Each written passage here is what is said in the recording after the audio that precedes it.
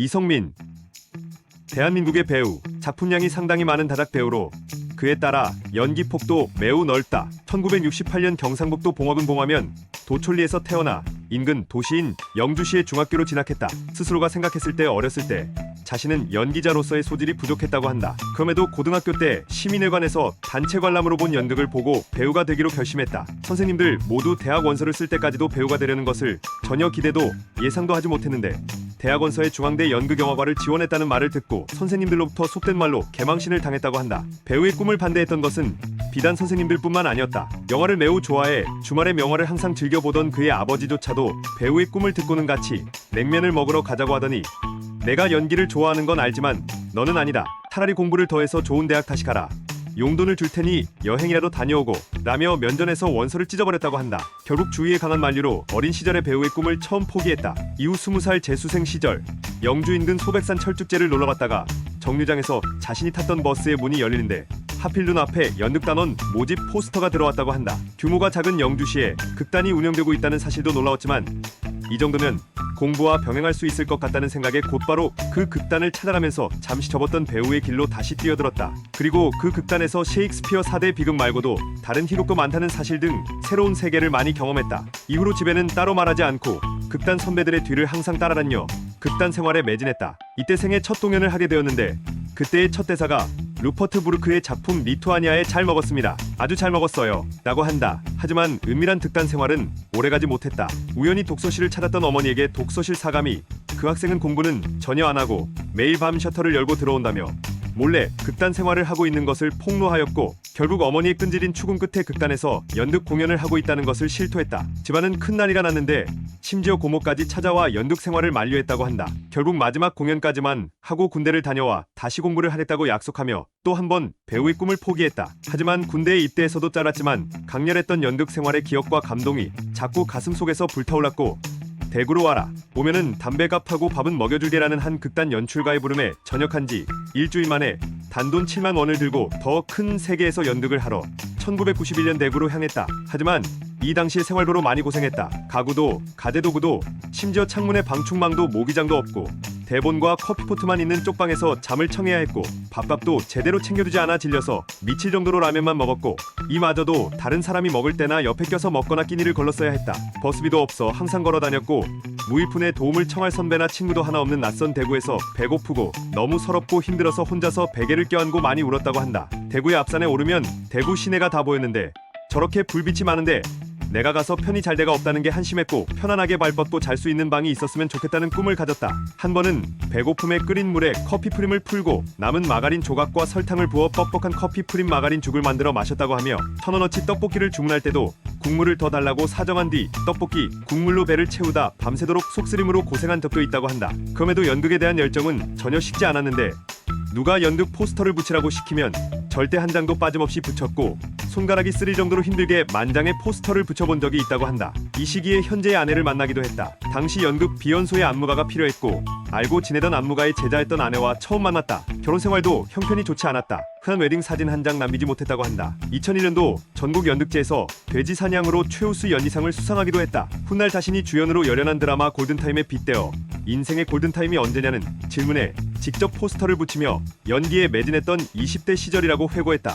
2002년 35살의 나이에 부인과 딸을 대구에 둔 채로 홀로 서울로 상경했다. 서울에서 공연차 대구로 온 연극단원이 서울에서 활동해보길 권유하기도 했고 스스로도 앞으로 배우의 길을 쭉 걸어갈 것인데 한 번쯤은 대한민국 연극의 메카인 대학로에서 활동하며 자신의 실력을 검증해보고 싶었기 때문이다. 가족에게는 3년만 도전해보고 안되면 다시 돌아오겠다고 약속했다. 이 당시에도 형편은 좋지 않았는데 도시가스비를 낼 돈이 없어 장인어른의 카드를 썼고 일주일에 한 번씩 서울에서 대구로 내려와 아내에게 10만 원의 용돈을 받아 차비, 교통카드 충전, 담배값으로 썼다고 한다. 택시비를 아끼려 동대구역에서 당시 집이었던 시지동까지를 걸어다니기도 했고 혹시라도 일자리를 잃으면 곧바로 돈을 벌기 위해 택시회사, 대리운전회사 전화번호를 적어 주머니에 넣고 다녔다. 극단 차이무 소속으로 비연소, 돼지사냥, 거기 등의 연극에 출연하였다. 2004년에는 영화 맹부 삼천지교의 단역, 사체 조폭일로 출연했는데 이때의 연기를 눈여겨본 손현주가 단막극 출연을 추천하기도 하였고, 드라마 오필승 봉순영의 박건풍장으로 연기할 때는 연극 시간과 겹쳐 출연이 어렵다고 하자 주연이었던 안재욱이 자신의 스케줄을 조정해가면서까지 연극과 드라마를 병행할 수 있게 배려했다고 한다. 가족과 약속한 3년이 지났지만 안타깝게도 무명 생활을 청산하지 못했다. 물론 약속대로 대구로 돌아올 수도 있었으나 지방인 대구 출신의 배우도 연기 실력이 뛰어나면 전국적으로도 인정받을 수 있다는 선례를 만들어 후배들에게 희망이 되고 싶다는 생각에 좀 더 서울에 있기로 결심한다. 가족들도 그의 뜻을 믿고 딸아 함께 서울로 이사한다. 당시 어렸던 딸이 고기를 좋아했었는데 형편이 어려워 천원대의 대패 삼겹살밖에 사줄 수 없었다. 그때의 기억이 지금까지 남아 대패 삼겹살을 보면 그때 생각이 나 슬프고 괴롭다고 한다. 2005년 마라톤이나 가든 영화 등의 단역으로 출연했지만 아쉽게 편집되었고 2006년에는 차이무 출신 배우들이 힘을 합쳐 만든 영화 비단누드에서 인간적인 조폭 성철 역을 맡아 영화계의 주목을 받았으나 워낙 저예산 영화였던지라 대중에게 각인되기엔 어려운 작품이었다. 이후 각종 영화 및 드라마에 조연으로 출연하였는데 그 기간에 주목할 만한 작품은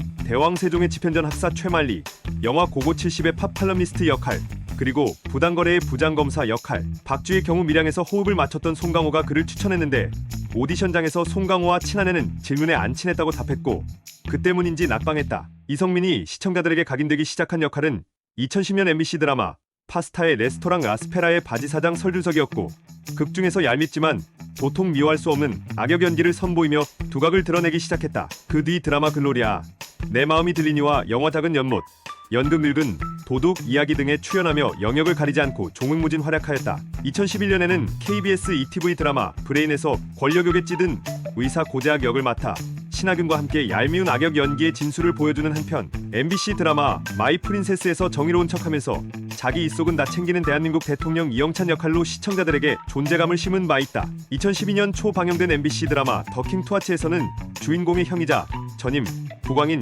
이재강 역을 맡아 인간미 넘치는 군주의 모습을 보여주었다. 그 후 2012년 7, 9월에 방영된 MBC 월화 드라마 골든타임에서는 사실상 주연급인 외상 전문의 최인혁 역을 맡았다. 같은 의사 역할이었던 브레인의 고재학과 정반대의 의사 캐릭터를 보이고자 체중을 7kg이나 줄이고 촬영 때 신을 운동화를 몇 주 전부터 질질 끌거든요. 응급실 의사의 리얼리티를 살리려 노력했는데 그 덕분인지 시청자들에게 찬사를 받았다. 대중들에게 제대로 주연급으로 인정받은 사실상 첫 작품이었다. 2013년 12월 18일 개봉한 영화 변호인에서는 주인공 송우석 변호사의 고교 동창이자 부산 지역 신문사 사회부 기자인 이윤택 역을 맡아 조연이지만 나름 덥지 않은 비중을 보였고 같은 날 방영 개시한 MBC 수목 드라마 미스코리아에서는 화장품 회사 사장 김영균으로부터 빚을 받아내려 쫓아다닌 폐물 조폭 정선생 역을 맡았다. 그렇게 2014년에 방영된 티인 드라마 미생의 오상식 역할로 출연, 훌륭한 호연을 선보이며 드라마의 대박과 함께 시청자들의 찬사를 받았고 이성민이라는 이름이 사람들에게 각인되는 순간이 왔다. 덕분에 2015년 백상예술대상 TV 부문 남자 최우수 연기상을 수상하였으며 이후 2016년 틴10 어워즈에서도 이 배역으로 남자 배우상을 수상했다. 2016년 1월 27일에 개봉한 로봇 소리를 통해 첫 영화 주연을 맡았다. 다만 자신이 악역으로 나왔고 2016년 2월 3일 동시기에 개봉한 또 다른 작품인 검사회전에 묻힌 데 흠이었다.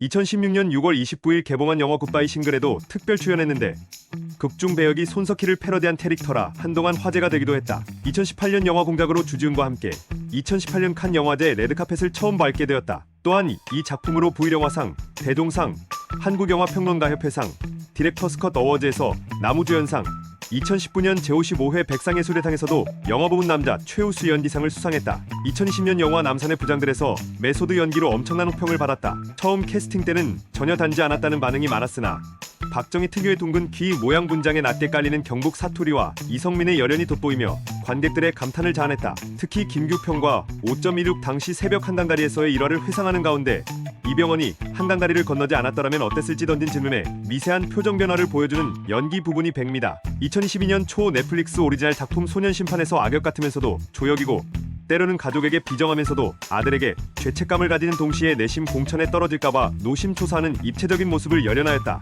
2022년 재벌집 막내 아들의 진양철 역을 맡으며 연기력이 그야말로 극한에 다다랐다는 평가를 받았다. 비정하리 많지 공사 구분이 칼 같은 재벌 1세대 역을 잘 소화해내며 본인의 무기인 경상북도 사투리와 노인 특유의 탁한 목소리 톤까지 연기하며 세간의 호평을 받았다. 이성민이 맡은 진양철이 퇴장한 이후 드라마 자체의 힘이 크게 빠진 것 같다는 이야기가 서서히 나오기 시작하더니 마지막 회에서 역사에 남을 최악의 전개로 대차게 망하면서 결국 이 드라마에 건질 거라고는 이성민의 연기 말고는 없는 수준이다 라는 말까지 나올 정도. 그냥 제목을 재벌 진양철로 바꿔도 이상할 게 없다. 이후 해당 드라마를 통해 뛰어난 연기력을 인정받아 제59회 백상예술대상에서는 TV 부문 남자 최우수연기상을, 제18회 서울 드라마 어워즈에서는 한류 드라마 부문 연기자상을 수상했다. 2023년 서울의 봄에서는 정상우 역할을 맡았는데 시간 배경이 남산의 부장들 직후다 보니 깨알 같은 배우 개그 효과도 있다. 경상북도 봉화군 도촌리 출신이다. 라디오스타에 출연할 당시 코미디언 김국진의 어머니와 동양이며 같은 우계이 씨라며 반가워했다. 원래도 출중한 연기력을 가진 배우이지만 특히 경상북도 사투리를 구사하는 역을 맡으면 엄청난 폭발력을 보여준다. 남산의 부장들의 박 대통령 역, 기적의 정태윤 역, 재벌집 막내 아들의 진양철 역이 대표적이다. 위에 나타난 것처럼 사투리가 특징인 배우인데 사실 다른 드라마의 배역에서도 연기할 때 사투리 억양이 나타나는 경우가 꽤 있다. 아마 35살이 되어서야 서울로 상경한 탓인 듯 다시 태어나면 직업으로 배우를 선택하지 않을 것이라고 한다. 오히려 정답이 있는 기술을 배웠으면 한다고 말한다. 연기에는 정해진 정답이 없기에 항상 정답을 찾기 위해 고민해야 하며 앞으로도 계속 그 고민은 계속될 것 같다고 한다. 딸이 배우를 하겠다고 하면 반대할 것이라 말했다. 결코 쉽지 않은 배우 생활을 오랜 기간 해봤기 때문이다. 아내도 무용을 전공했기에 딸이 무용하는 것을 말릴 것이라 한다. 안타깝게도 그녀는 2022년 5월 7일에 향년 55세를 일기로 세상을 떠났다. 타인은 뇌출혈. 2022년 11월 24일 열린 대한민국 대중문화예술상 시상식에서 이성민은 국무총리 표창을 받았는데 이 자리에서 강수연은 은관문화원장에 추서되었다. 자타공인 가장 친한 연예인은 이선균.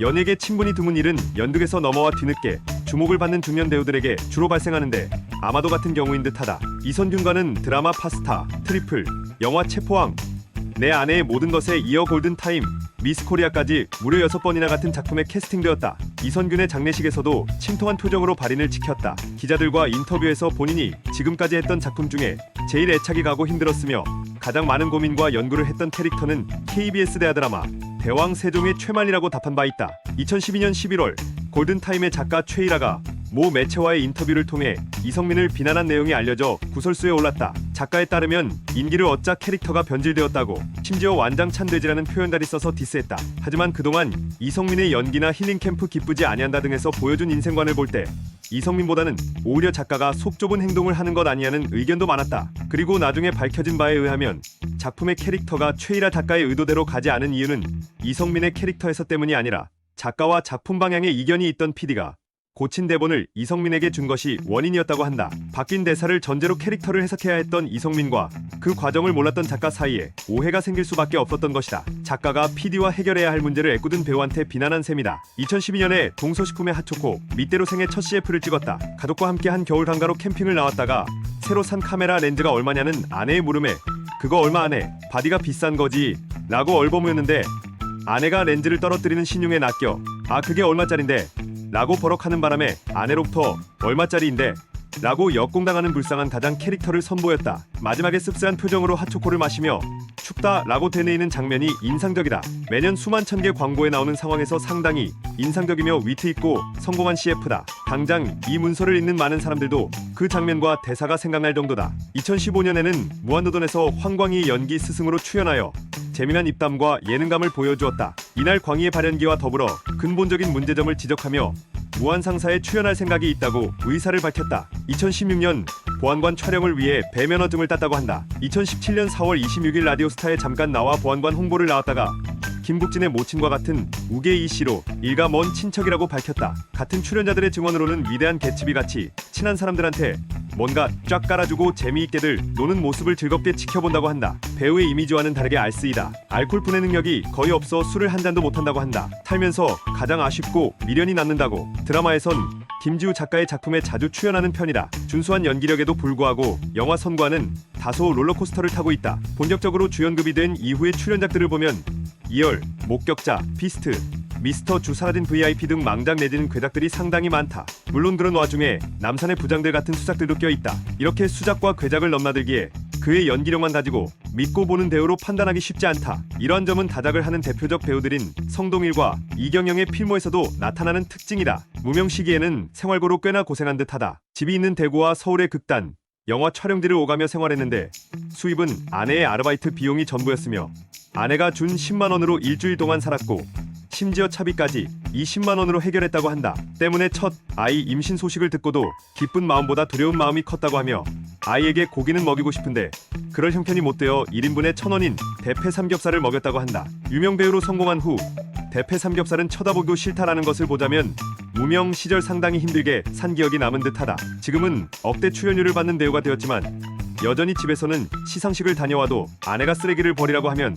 말없이 버리고 오는 등 가정에서는 아내를 고생시킨 과거가 미안한지 잡혀 사는 듯하다. 최근에 노인 역할을 종종 맡고 있는데 예시로는 리멤버, 재벌집 막내 아들 등이 있다. 하지만 앞으로는 노인 연기는 그만하고 싶다는 뜻을 인터뷰에서 밝히기도 했다. 그래서 서울의 봄에서는 노인 연기를 맡지 않았다. 브레인에서의 배역과 동명이지만 엄연히 다른 인물이다. 브레인에서는 신경외과 과장이었다면 이번엔 응급의학과 전문의, 응급의학과 전문의라는 점에서는 골든 타임의 최인혁이 연상되기도. 이 드라마가 브레인의 유현기 PD의 연출작인 인연으로 특별 출연. 이 작품에 동반 출연했던 신하균과도 9년 만에 드라마에서 다시 만났다. 여기서는 배경이 자신의 고향인 봉화여서 영화를 보는 건지 다큐멘터리를 보는 건지 싶을 정도의 자연스러움을 보여준다. 드라마를 시청하는 시청자들이 진양철 때문에 드라마 본다고 말할 정도로 작품의 시청률을 끌어올린 2등 공신이면서 일반인에게는 잘 알려지지 않았던 선망이란 질환을 연기를 통해 알린 공로도 있다. 너무나도 열연을 펼친 까닭에 그가 맡은 배역인 진양철이 죽은 후 오히려 시청률이 하락하지 않을까 걱정할 정도가 되었으니 말 다한 셈.